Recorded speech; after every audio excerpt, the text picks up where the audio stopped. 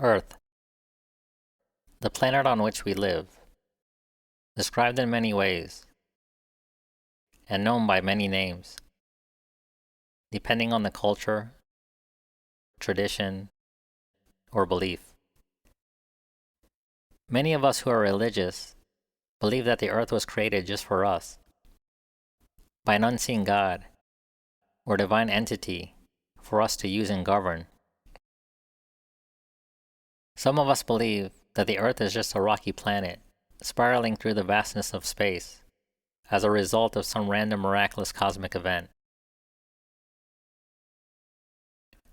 Others believe that the earth is a living being, a mother goddess, due to the life-giving elements, nutrients, and resources from which all of us are made and sustained.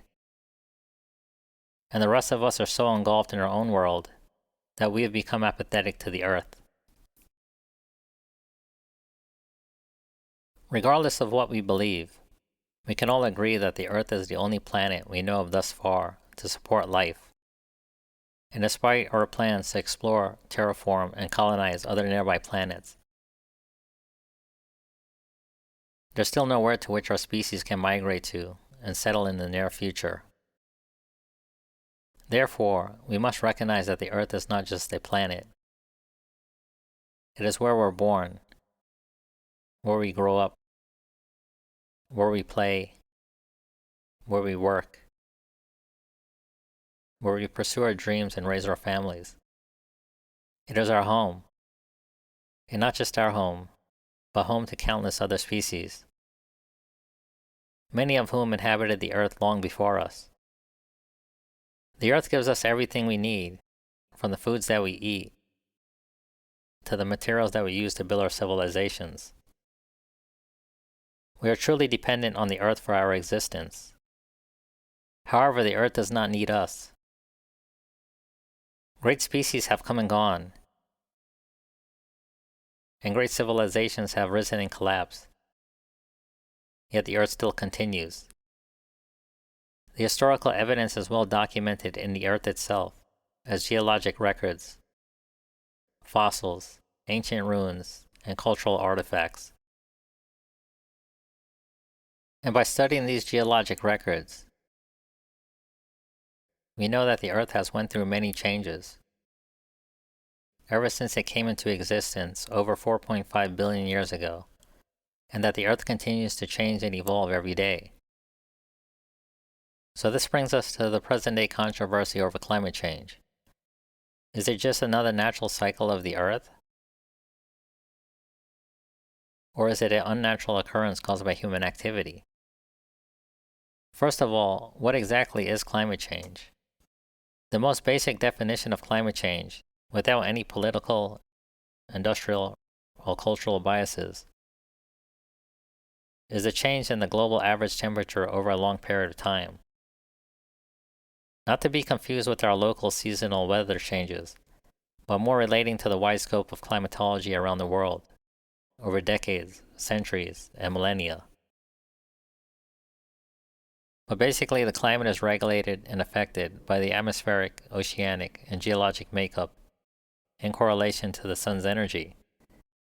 Therefore, by studying the compositions of the atmosphere, oceans, and lands in relation to solar activity, we can determine the factors which generated the changes in the climate previously, and what is generating the changes in the climate currently. The studies relating to the current circumstances irrefutably indicate human activity as the primary cause. There are just no other natural events or species on Earth that has altered the planet within the past few hundred years like us humans. I'd like to share a revelation that I've had during my time here. It came to me when I tried to classify your species. I realized that you're not actually mammals. Every mammal on this planet instinctively develops a natural equilibrium with the surrounding environment, but you humans do not. You move to an area and you multiply. And and multiply until every natural resource is consumed. And the only way you can survive is to spread to another area.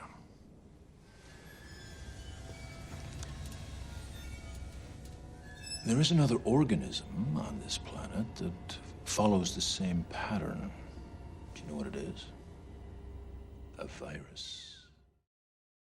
And just as a virus is totally oblivious to the harm and destruction it causes its own environment, we too are also ignorant of our consequential behaviors on Earth. However, unlike a virus, we have the privilege and the ability to realize what we're doing to the Earth and our fellow Earthlings is unsustainable and unkind. It just so happens that the ongoing ruthless slaughter of trillions of animals yearly for animal-based foods is the most destructive human activity on Earth. Animal agriculture is responsible for the most land and water use, which equates to the leading causes of deforestation, biodiversity loss, species extinction, and water pollution. It is the largest industrial contributor of methane and nitrous oxide, which are far more powerful at trapping heat in the atmosphere than CO2. We're already seeing the climatic effects scientists have predicted decades ago. The effects of human-induced climate change are irreversible on the timescale of today's generations, and will worsen in the coming decades. As the global average temperature continues to rise, it will escalate a series of events that will multiply in severity. Intensified storms, extreme floods, frequent wildfires, and prolonged droughts will damage crops and reduce our water supplies, hindering food production. And since eating is an action we must all undertake in order to survive, the situational irony is that the way we produce foods today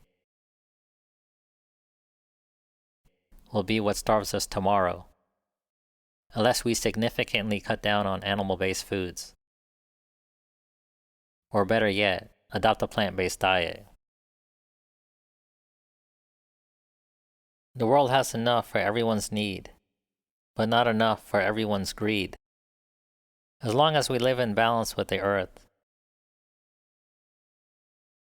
and in harmony with our fellow Earthlings, there's no reason why we can't live happy and healthy, especially when it's still sustainable and profitable.